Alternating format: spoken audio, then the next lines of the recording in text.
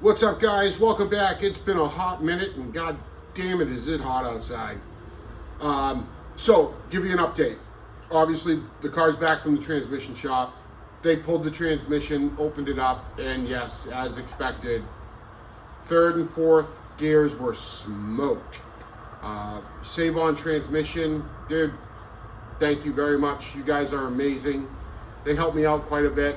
They took the transmission out, like I said, opened it up, replaced the third and fourth gears, and put it back in, and drove it home. Well, I unfortunately couldn't drive it home because I had one of my company cars with me. So Jose, my cousin, he drove it home. The thing ate a shit ton of gas. I mean, it drank.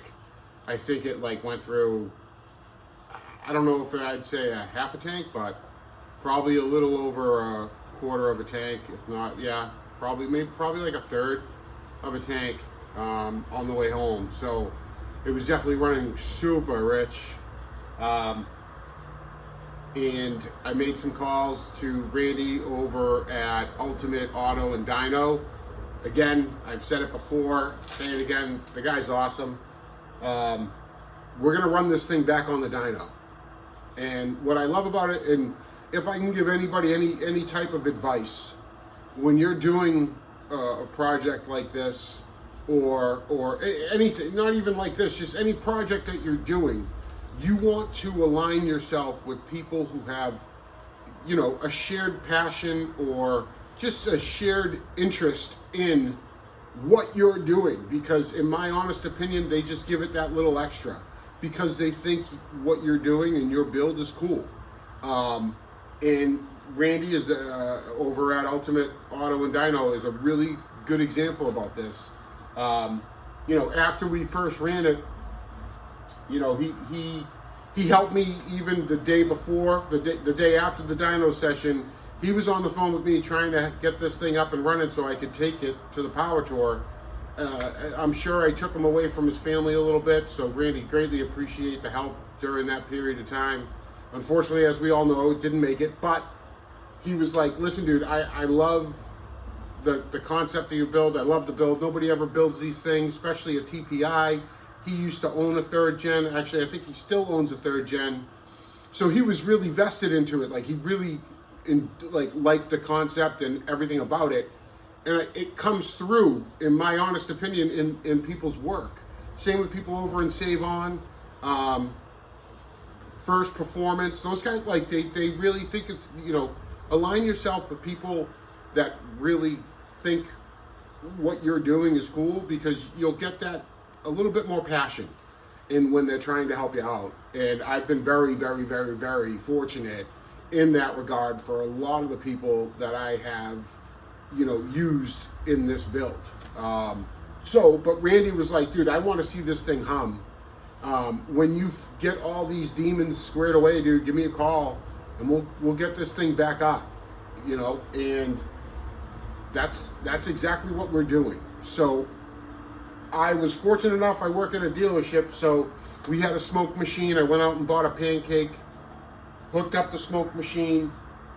You'll see in the video, massive vacuum leak coming out of the front driver's side runners on the bottom. So took those off, put the new gaskets on, put it back on, ran the smoke machine again. We're good. Now, there's some more leaks, more so in the exhaust, that I'm going to address. I went out off of Amazon and got these.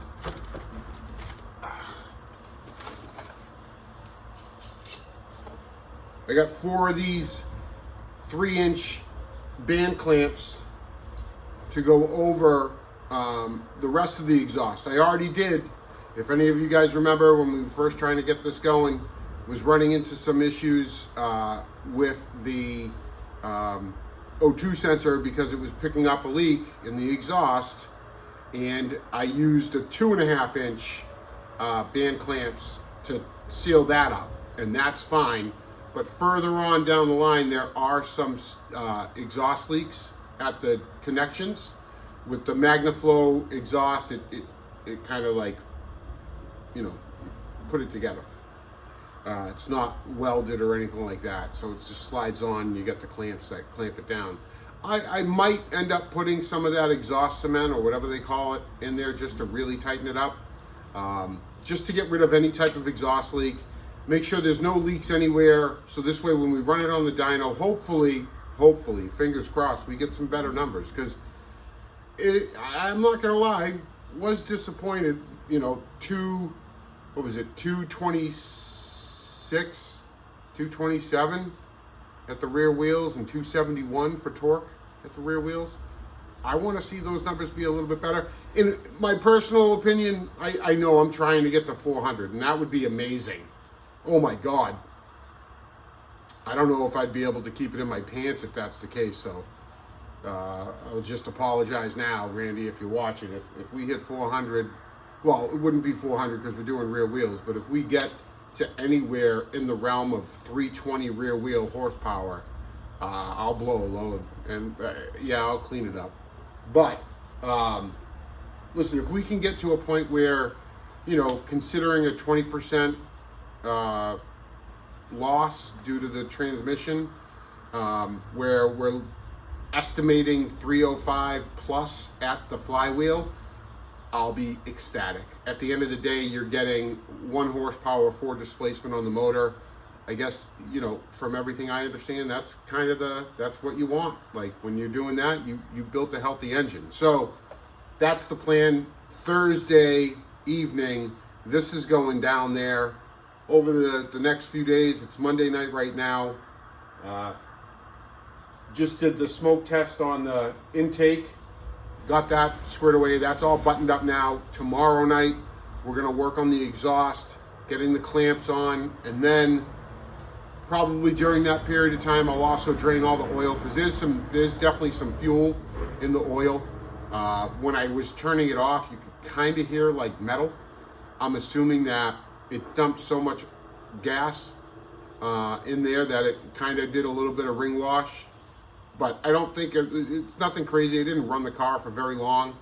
So once I get the fresh oil in there and new oil filter, get that running, it should lubricate everything right back up and be good to go. So that's the plan. Drain the oil, put new oil in. Not too sure if I'm gonna drive it down there or get it towed.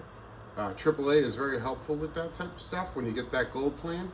But other than that, that's kind of an update. Hope you enjoy the video of me diagging and checking for vacuum leaks. And we found one, and we fixed it. So, super excited. Can't wait till Thursday. Stay tuned. I'll try to update every night if I can and keep you guys abreast of what's going on. But it's hot as balls. And we're getting ready. The car is back, but what I'm doing right now is a smoke test to make sure I got all the gremlins out. Borrowed it from work, which was super helpful. So I got the smoke tester on there right now, and we did find a vacuum leak. So, a little bit here. See if you guys can see it.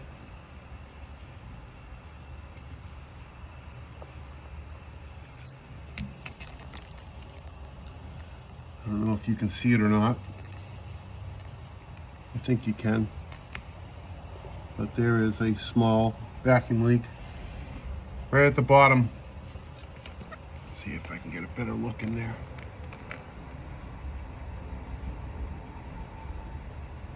I think that's right in there. All right, so what we're gonna do now is, because the leak is still there after trying to tighten it up a little bit, so I'm guessing it's a gasket issue. Good news is I have some spare gaskets. So we're gonna remove this runner, replace the gaskets, and hopefully that will solve the issue. First, we gotta remove this valve cover. And yeah, that's where we're at. Fuck. Oh, Jesus Christ, Mike.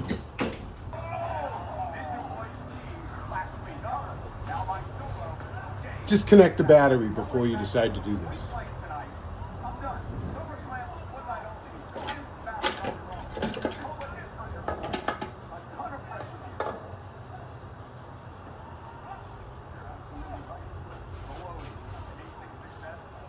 Fucking dummy, Mike.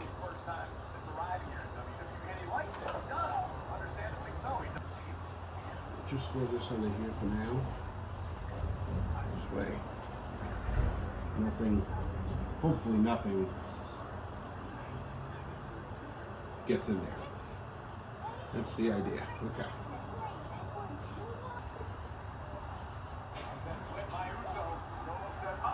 That will do it. That will cause the leak. So now we know. So we'll clean this up, put the new one on, and call it a day. And we should be good. All right, so the runners are all cleaned up. Used acetone to get it nice and clean. And I don't know if you can tell. I'll see if I can zoom in. But right there, it's actually kind of dirty on the intake. So I'm going to clean that up a little bit. See if I can get a good look on there for you. So you can see what I'm talking about.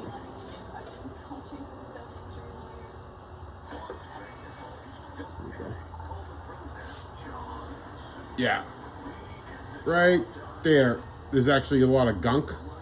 So I'm gonna clean up all of that area with some acetone as well, just to make sure that all the surfaces are good to go, because I don't wanna have to do this again. So instead of boring you guys with me wrenching on this intake, I figured I'd just speed it up a little bit right here. As I was cleaning off all that gunk with the acetone, the rag that I had, some stuff got caught into the intake. So I just used my pick to get it all out and carried on after that. Just started getting the runner back on. I originally, when I put the runners on, I originally put like some gasket adhesive on it, and that's why I really had to clean the runners. I originally was trying not to use that gasket adhesive this time around, because I also think when I took off the gasket, that's one of the reasons why it created the leak. But that being said, let me rephrase that. When I took off the plenum originally, I had to loosen the bottom, and obviously just moving it back to give me the room to pull the plenum ripped that gasket. So I ended up actually on the bottom ones using the gasket adhesive again, just 3 little spots, so when I placed it there it wouldn't shift on me. The upper one was nice and easy.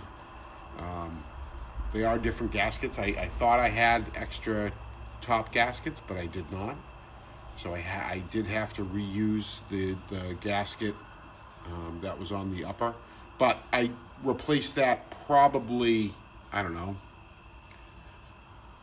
right before it went to the transmission shop. So they're practically brand new still. So just tighten it all up, getting it ready, and then gonna run it for another smoke test.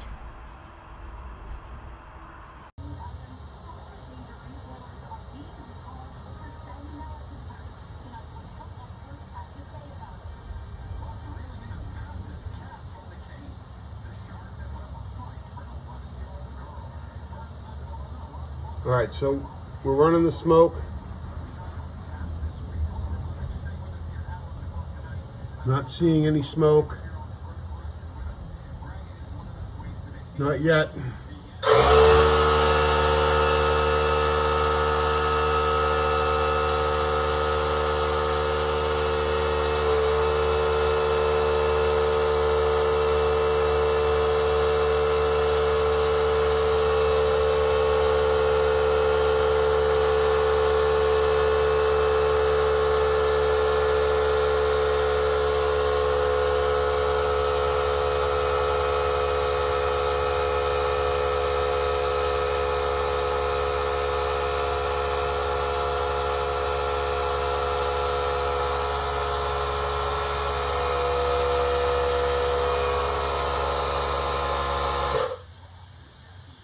So I am getting some smoke, but it's all coming from over there. And I think that's really just my intake. There we go.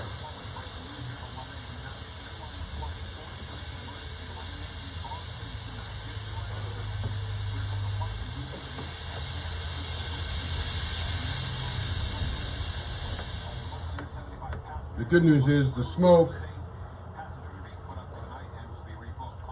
I don't think is coming. There's no vacuum lines in the front that I'm aware of.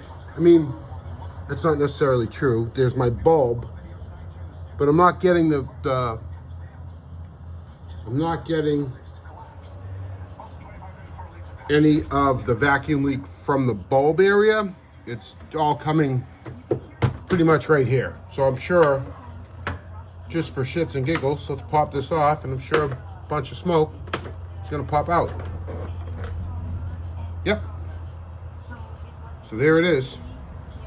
So we are void of vacuum leaks. Boom.